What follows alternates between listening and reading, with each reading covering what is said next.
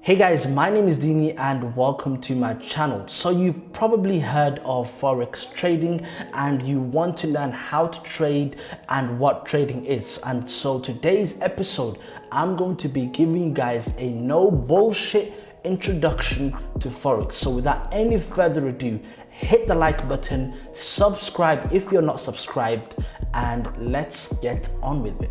Real quick before we start this video, I just want to let you guys all know our long awaited Forex Mastery course is coming out very soon. The reason why I'm doing this course is because I remember when I first started trading, I wanted to learn real information without any BS that can teach me the basics plus the strategies to trade with. Which is why I dedicated myself to creating a solid course that is packed with good information to take you from a beginner stage to being able to analyze the charts and take trades for yourself. In fact, this video is part of our course and I decided to give it away for free. So yeah, just be on the lookout for the Forex Mastery course coming very soon. So what is Forex? Forex basically stands for foreign exchange and is simply exchanging one currency for another. If you've ever traveled to another country, you usually had to look for some sort of an exchange booth to exchange the money you have in your wallet into the currency of the country you're visiting. For example, I recently traveled to Bali and I had to exchange my £5 into 100,000 Indonesian rupiah. Okay, so this is what trading is. You're exchanging one currency for another. That's all it is.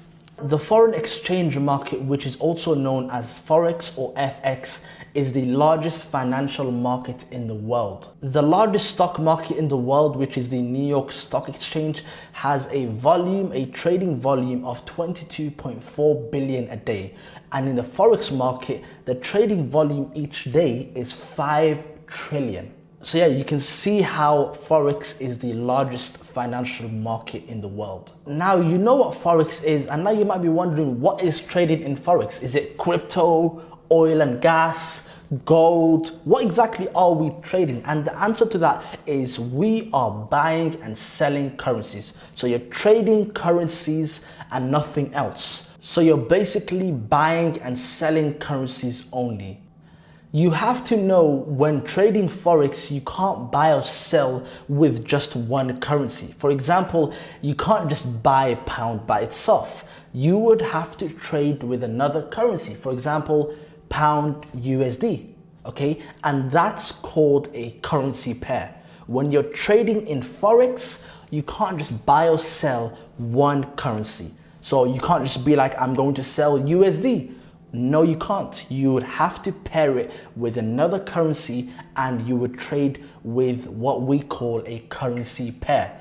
Now, what is a currency pair? A currency pair is the quotation of two different currencies with the value of one currency being quoted against the other. The first listed currency of a currency pair is called the base currency and the second currency is called the quote currency. Now, what exactly is a base currency? The base currency is the first currency in any currency pair. The currency quote shows how much the base currency is worth as measured against the second currency. For example, if USD Swiss rate equals 1.6350, then 1 USD is worth 1.63 in Swiss francs.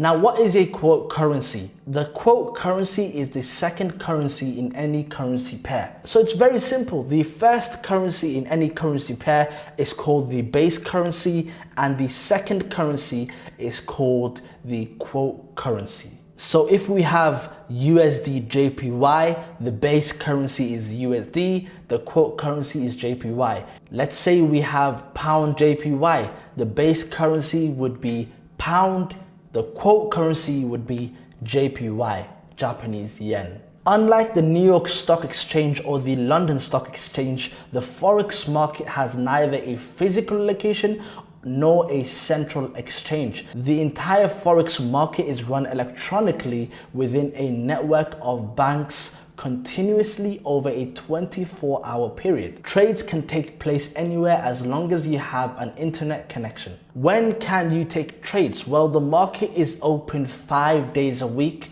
24 hours a day. So Monday to Friday it's open and Saturday to Sunday it's closed. Now let's talk about the 7 most actively traded currencies. Number 1, we have the US dollar, USD. Number 2, we have euro. Number 3, we have Japanese yen, JPY. Number 4, we have pound sterling. Number 5, we have the Australian dollar, AUD. Number 6, we have the Canadian dollar, CAD.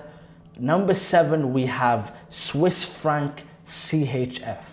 Now, as you can see, the dollar is king in the Forex market, and that's because the dollar is the most traded currency, taking up about 84.9% of all transactions. Now, why is the dollar so powerful? Well, number 1, the United States economy is the largest economy in the world. Number 2, the US dollar is the reserve currency of the world.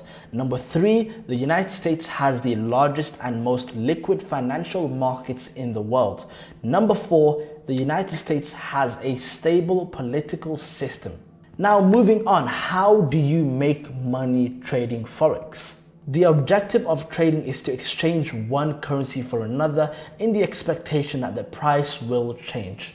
An exchange rate is simply the ratio of one currency valued against another currency. Now, how do you read a Forex quote? Currencies are always quoted in pairs such as pound USD or USD JPY. The reason they are quoted in pairs is because in every foreign exchange transaction, you are simultaneously buying one currency and selling another. Here's an example of a foreign exchange rate for the British pound versus the US dollar. The first listed currency to the left of the slash is known as the base currency, in this example the British pound, whilst the second one on the right is called the quote currency, in this example the US dollar. When buying, the exchange rate tells you how much you have to pay in units of the quote currency to buy 1 unit of the base currency. So in the example above, you have to pay 1.51258 US dollars to buy 1 British pound. When selling, the exchange rate tells you how many units of the quote currency you get for selling 1 unit of the base currency. In the example above, you will receive 1.51258 US dollars when you sell 1 British pound. Okay, so we have Euro USD here, and let's say you wish to take a buy on Euro USD. Well, simply what that means is that you are buying the base currency while simultaneously selling the quote currency. So in simpler words, you're buying Euro whilst also selling the dollar. You would buy the pair if you believe the base currency will appreciate, gain value relative to the quote currency, or you would sell the pair if you think the base currency will depreciate or lose value relative to the quote currency. So in simpler terms, let's say you wish to place a buy for Euro USD. Well, you're hoping Euro strengthens and the dollar weakens, so you're hoping Euro goes up and USD goes down. And if you're selling, you're hoping Euro goes down and USD goes up.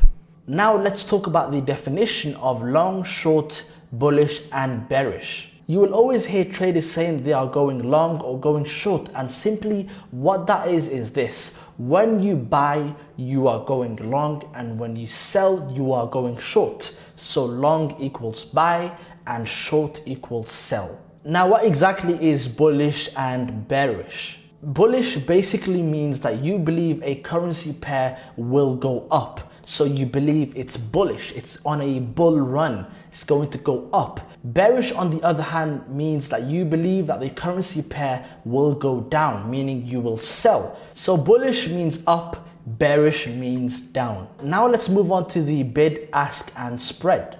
All Forex quotes are quoted with 2 prices, the bid and ask. In general, the bid is lower than the ask price. The bid is the price at which your broker is willing to buy the base currency in exchange for the quote currency. This means the bid is the best available price at which you, the trader, will sell to the market. If you want to sell something, the broker will buy it from you at the bid price. The ask is the price at which your broker will sell the base currency in exchange for the quote currency. This means the ask price is the best available price at which you will buy from the market. If you want to buy something, the broker will sell or offer it to you at the ask price. The difference between the bid and ask price is known as the spread. On the Euro USD quote above, the bid price is 1.34568 and the ask price is 1.34588. If you want to sell euro, you click sell and you'll sell euros at 1.34568. If you want to buy euro, you will click buy and you'll buy euros at 1.34588.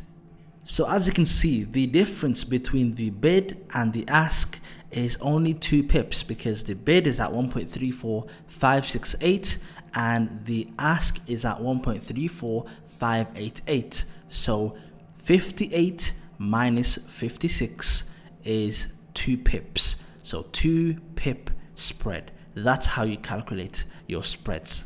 Now, how do you know when to buy or sell? Well, there are 2 ways to analyze the charts: technical analysis or fundamental analysis. You can analyze the charts and determine when to buy or sell using technical analysis or fundamental analysis. Let's start off with fundamental analysis. Each currency belongs to a country or region. So Forex fundamental analysis focuses on the overall state of the country's economy, such as productivity, employment, manufacturing, international trade, and interest rates. Euro USD. In this example, the euro is the base currency and thus the basis for the buy or sell. If you believe that the US economy will continue to weaken, which is bad for the US dollar, you would execute a buy euro USD order. By doing so, you have bought euros in the expectation that they will rise versus the US dollar. If you believe that the US economy is strong and the euro will weaken against the US dollar, you would execute a sell euro USD order. By doing so, you have sold euros in the expectation that they will fall versus the US dollar. Pound USD. In this example, the pound is the base currency and thus the basis for the buy or sell. If you think the British economy will continue to do better than the US in terms of economic growth, you would execute a buy pound USD order. By doing so, you have bought pounds in the expectation that they will rise versus the US dollar. If you believe the British economy is slowing down while the American economy remains strong, you would execute a sell pound USD order. By doing so, you have sold pound in the expectation that they will depreciate against the US dollar. So to simplify everything, whenever you take a buy trade, you're hoping the base currency, which in this example is pound, goes up and the quote currency goes down. If this was pound JPY, you're expecting pound to strengthen and yen to fall down. So when you're buying, you're hoping the first currency on the left to strengthen and the second currency on the right to weaken. As Forex traders, we rely on news sites to update and notify us of when events will occur, such as when President Trump does his speeches. Knowing the date of key events will help you avoid trading during those volatile moments, or will help keep you aware so you know what to expect. One very useful site I use is forexfactory.com. With forexfactory.com, you get notified during key events, so you know the times of when every event is going to happen during the day. So it gives you the exact time and the pair it's going to affect and the impact level. It also lets you know when news event articles come out. So yeah, it's very useful to use. Make sure you check it out, forexfactory.com. Events on forexfactory.com are categorized as 4 potential impacts. We have the red, which is high impact. So for example, when President Trump speaks, when a major event happens like the non-farm payroll, NFP, which happens on the first Friday of every month, then it's going to be under a high impact category. Next up, we have medium impact, so not as much as an impact as the high impact. And we also have low impact.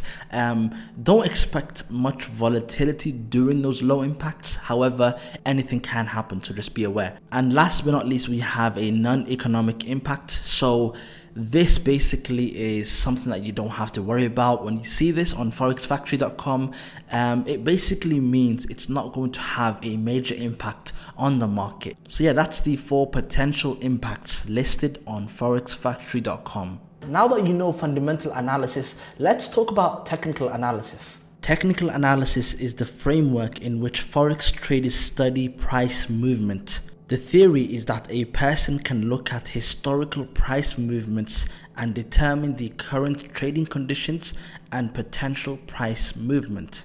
The main evidence for using technical analysis is that theoretically, all current market information is reflected in price. Now, have you ever heard of the old saying, history tends to repeat itself? Well, that's basically what technical analysis is all about. Technical analysts look for similar patterns that have formed in the past and will form trade ideas, believing that price will act the same way that it did before. Technical analysts use charts because they are the easiest ways to visualize historical data. You can look at past data to help you spot trends and patterns, which could help you find some great trading opportunities. So yeah, simply what technical analysis is that you're looking at the past to determine the future. When you see patterns like this, you go back in time, you recognize it, and you form an idea and a plan to capitalize off of that past data. So you're looking at the past to predict the future. Now there's 3 types of Forex charts: a line chart, a bar chart, and a candlestick chart. Let's start off by explaining what a line chart is. A simple line chart draws a line from one closing price to the next closing price. When strung together with a line, we can see the general price movement of a currency pair over a period of time. Here's an example of a line chart. So yeah, this is what it looks like. It's just an up and down movement, and it's just made up of lines. Next up, we have a bar chart. A bar chart is a little more complex. It shows the opening and closing prices as well as the highs and lows. The bottom of the vertical bar indicates the lowest traded price for that time period, whilst the top of the bar indicates the highest price paid. The vertical bar itself indicates the currency pair's trading range as a whole. The horizontal hash on the left side of the bar is the opening price, and the right side horizontal hash is the closing price. Bar charts are also called OHLC charts because they indicate the open, the high, the low, and the close for that particular currency. Here's an example of a bar chart. So as you can see, exactly what we were talking about, OHLC, the open, the high, the low, and the close. The horizontal hash on the left side of the bar is the opening, and the right side horizontal hash is the closing price. I personally don't really use a bar chart or a line chart. What I actually use is a candlestick chart. Candlestick charts show the same price information as a bar chart, but in a prettier graphic format. Candlestick bars still indicate the high to low range with a vertical line. However, in candlestick charting, the larger block or body in the middle indicates the range between the opening and closing prices. A candlestick consists of 2 things, the body and the wick. The body is the center block and shows the open and close. The wicks show the low and high. Candlesticks are easy to interpret and is an easy place for beginners to start figuring out Forex chart analysis. Here is an example of a candlestick chart. So as you can see, we have 2 types of candlesticks, the bullish candlestick and the bearish candlestick. Let's start with the bullish candlestick. With the bullish candlestick, the only difference is that the open is at the bottom of the body and the close is at the top of the body. The body is the middle block right here. The wicks are the lines on the top and the bottom. So whether it's a bullish candlestick or a bearish candlesticks, the low and high will remain the same. So the low for the bullish candlestick is always at the bottom, and the low for the bearish candlestick is always at the bottom, and the highs are always at the top with the top of the wick. So the difference between the bullish candlestick and a bearish candlestick is that the bearish candlestick has a open at the top and the close at the bottom. So you know how the bullish opens from the bottom and closes at the top? The bearish candlestick opens at the top and closes at the bottom, because a bullish candlestick is a candlestick that is going up. So when it's going up, it starts from the bottom, so the bottom is the open, and it goes up and closes at the top. However, on a bearish candlestick, since it's going down and it's a downward candlestick, it starts from the top and closes at the bottom. Okay, so now let's talk about a pip. What is a pip? The unit of measurement to express the change in value between two currencies is called a pip. For example, if Euro USD moves from 1.1050 to 1.1051, that 0.0001 USD rise in value is 1 pip. A pip is usually the last decimal place of a price quote.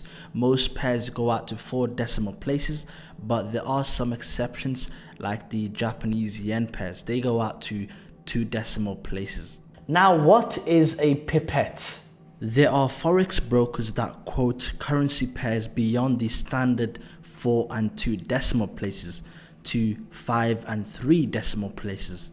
They are quoting fractional pips, also called pipettes. For instance, if pound USD moves from 1.30542 to 1.30543, that 0.0001 USD move higher is 1 pipette.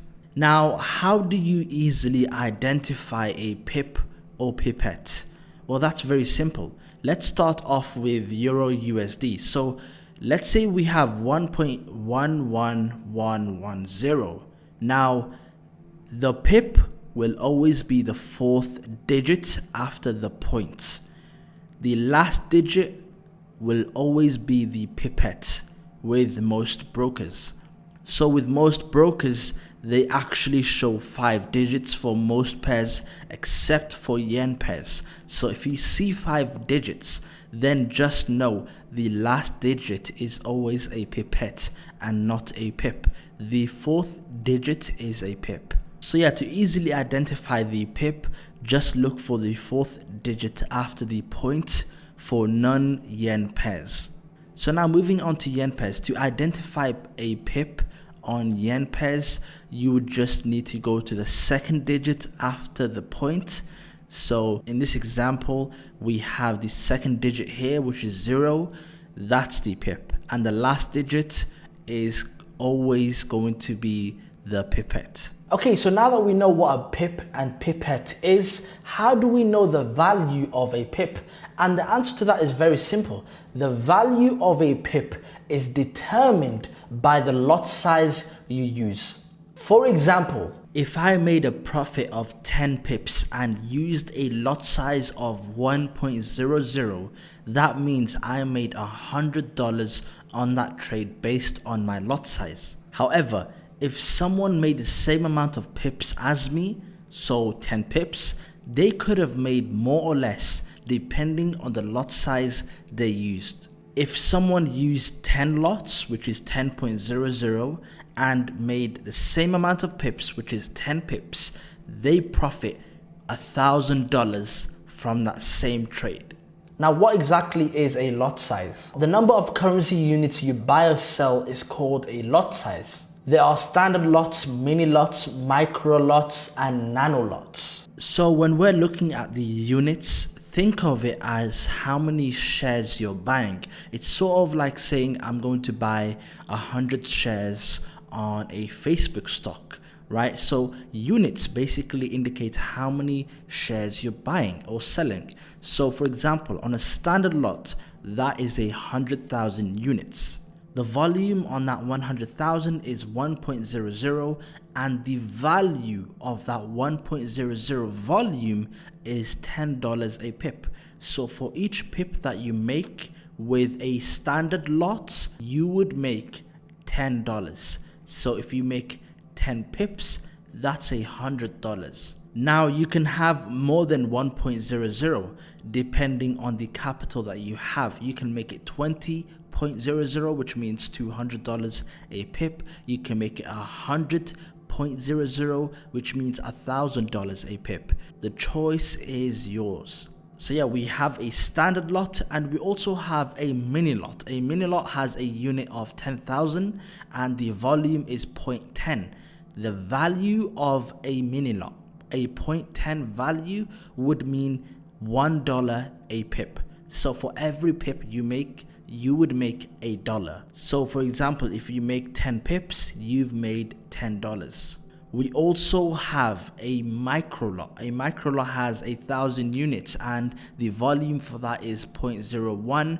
So let's say we have 0.01 on a trade. That means you would make 0.10, so 10 cents a pip. So if you make 10 pips, you would make $1. Last but not least, we have a nano lot, and a nano lot has a unit of 100. The volume for that is 0.001 and the value is 0.01 pip. So 1 cent a pip. So if you make 10 pips with a nano lot, you're basically making 10 cents. And also remember that the value of a pip is always calculated in dollars, not any other currency except for dollars. Regardless of what account currency you have with your broker, the pip value will always be calculated in dollars. Okay, so now moving on, what is leverage? Leverage is the ratio of the amount of capital used in a transaction to the required security deposit margin.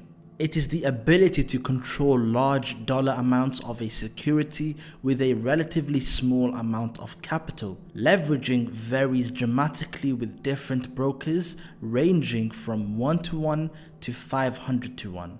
For example, if you use a leverage of 1 to 300 and you had a capital of $1, you could take a trade worth $300. But however, remember, it's a double-edged sword, and yes, it basically allows you to invest more than what you have in your account. I personally suggest a maximum leverage of 1 to 300. Major and minor currencies. The 8 most frequently traded currencies: USD, Euro, Yen, Pound, Swiss franc, Canadian dollar, New Zealand dollar, and Australian dollar are all called the major currencies or the majors. All other currencies are referred to as minor currencies. Now let's talk about margin. What is margin? When you open a new margin account with a Forex broker, you must deposit a minimum amount with that broker. The minimum and maximum varies from broker to broker and can be as low as $100 to as high as $100,000 and more. Each time you execute a new trade, a certain percentage of the account balance in the margin account will be set aside as the initial margin requirement for the new trade. The amount is based upon the underlying currency pair, its current price, and the number of units or lots traded. So margin is basically the amount of money that a trader needs to put forward in order to open a trade. When trading Forex on margin, you only need to pay a percentage of the full value of the position to open a trade. Now let's talk about order types. When you wish to place a trade, whether it's a buy or sell, you have the option of having 3 different types of orders. Number 1, a market order. Number 2, a limit order. And number 3, a stop order. Let's start off with market order. A market order is an order to buy or sell at the best available price. For example, The bid price for Euro USD is currently at 1.2140 and the ask price is at 1.2142. If you wanted to buy Euro USD at market, then it would be sold to you at the price of 1.2142. You would click buy and your trading platform would instantly execute a buy order at that exact price. If you've ever shopped on Amazon.com, it's kind of like using the one-click ordering system. You like the current price, you click once and it's yours. Please keep in mind that depending on market conditions, there may be a difference between the price you selected and the final price that is executed on your trading platform. So yeah, to summarize, a market order is basically instant. It happens straight away. It's right there and then. So when you click buy, you've bought straight away. When you click sold, you've sold straight away. Limit order. A limit order is an order placed to either buy below the market or sell above the market at a certain price. For example, Euro USD is currently trading at 1.2050. Let's say you want to go short if the price reaches 1.2070. You can either sit in front of your monitor and wait for it to hit 1.2070, at which point you would click a sell market order, or you can set a sell limit order at 1.2070. Then you could walk away from your computer to work out at the gym. If the price goes up to 1.2070, your trading platform will automatically execute a sell order at the best available price. You use this type of entry order when you believe price will reverse upon hitting the price you specified. A limit order to buy at a price below the current market price will be executed at a price equal to or less than the specified price. A limit order to sell at a price above the current market price will be executed at a price equal to or more than the specified price. So to summarize, a buy limit is an order placed below price and price then goes up. So let's say price is right here, this blue circle, then you are looking to buy when price goes down. Well, when it's there, you set an order below the market price to then buy it for you even when you're away from the computer. So you set that price, and when you're away from the computer, it will automatically enter a buy position at the specified price. A sell limit is an order placed above price and then price then goes down. So let's say price is right here, you wish to sell when price goes up. You can tell your trading platform the exact price you wish to sell, and so when you're away from the computer, it will automatically sell for you at the specified price. So yeah, it's very useful when you're busy and you don't want to spend too much time on the PC. Last but not least, we have a stop order. A stop order is an order placed to buy above the market or sell below the market at a certain price. For example, pound USD is currently trading at 1.5050 and is heading upward. You believe that price will continue in this direction if it hits 1.5060. You can do one of the following to play this belief. Sit in front of your computer and buy at market when it hits 1.5060, or set a stop entry order at 1.5060. So to simplify, a buy stop is an order placed above price and price keeps going up. So let's say price is at this blue circle, you wish to buy when price goes up just a little because you have a belief that the price will go up even more. Well, you can tell your trading platform the exact price in which you want to enter at, and it will enter at that specified price. And a sell stop is an order placed below price and price keeps going down. So let's say price is at this blue circle, you wish to sell at this red zone right here. You would tell your trading platform the exact price you want to sell at, and even when you're away from your computer, the trading platform will enter a sell position for you at that specified price. Forex trading sessions. Now that you know what Forex is, it's time to learn when you can trade in the Forex markets. Yes, the market is open 24 hours a day, and 5 days a week, but it doesn't mean the market is always active, right? There are certain times when the market is slow and there's not much volatility, and you need to learn when to avoid those times so you can trade when there's good amounts of volatility. You can make money in the forex markets when the market goes up or even when the market goes down, but you will have a hard time trading if the market has no volatility at all. Forex market hours. Now there are 4 major trading sessions each day: the Sydney session, London session, New York session, and Tokyo session. So the market is open 24 hours a day, 5 days a week, but in each 24 hours, there are 4 major trading sessions. Starting off at 9 p.m, we have the Sydney session. The Sydney session starts from 9 p.m. all the way until 5 a.m. GMT time. In between 11 p.m. at night to about 7 in the morning is the Tokyo session. So as you can see, it overlaps with the Sydney session. So 11 p.m. at night to 7 a.m. in the morning is the Tokyo session. Then at 7 a.m. all the way to 3 p.m. is the London session. This is the most volatile trading session, and at 7 a.m. it also overlaps with the Tokyo session. Last but not least, we have the New York session. It starts at 12 p.m. afternoon time all the way until 8 p.m. in the evening. Also, just to let you know, these times can vary. So just to have a more accurate timing, I would suggest you go to forex.timezoneconverter.com because I'm using the GMT time. So if you want to convert to your time zone and your local time, go on this website and find out the exact time. Now let's talk about the average pip movement during each trading session. From the picture, you will see that the London session normally provides the most movement. Okay, now let's talk about the best times to trade Forex. London, New York overlap.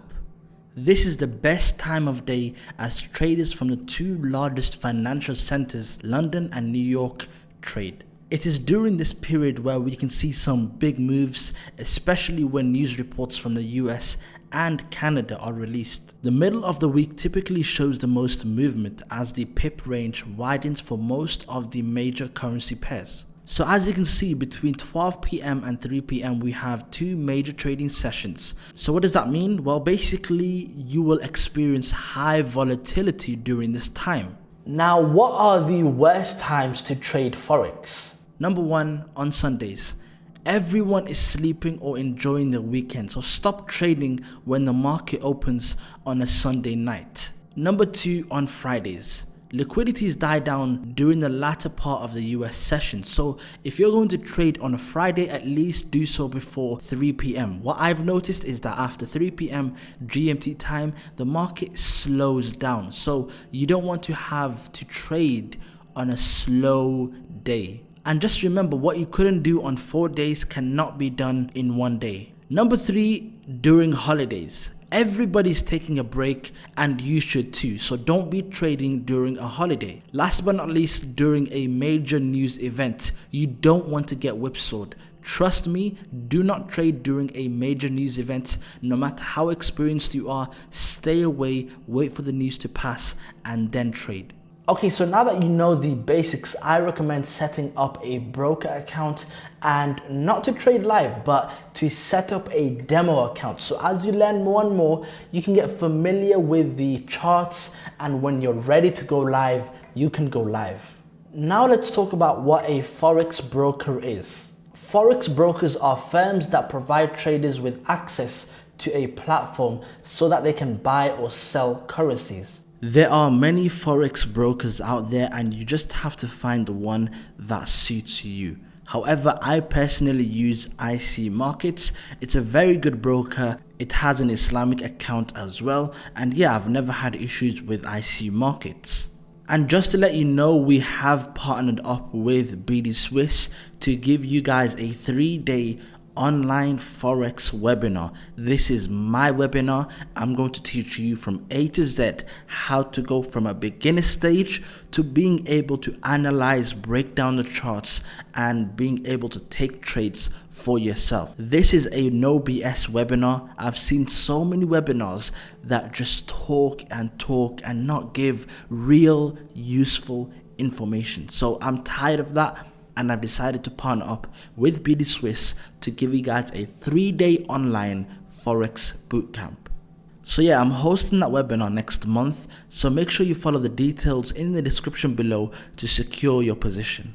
So I hope you guys enjoyed this video. I hope you learned what trading is, how you can trade, and how you can get started. So yeah, make sure you hit the like button in this video, subscribe, comment down below the videos you want me to make, and I'll see you on my next video.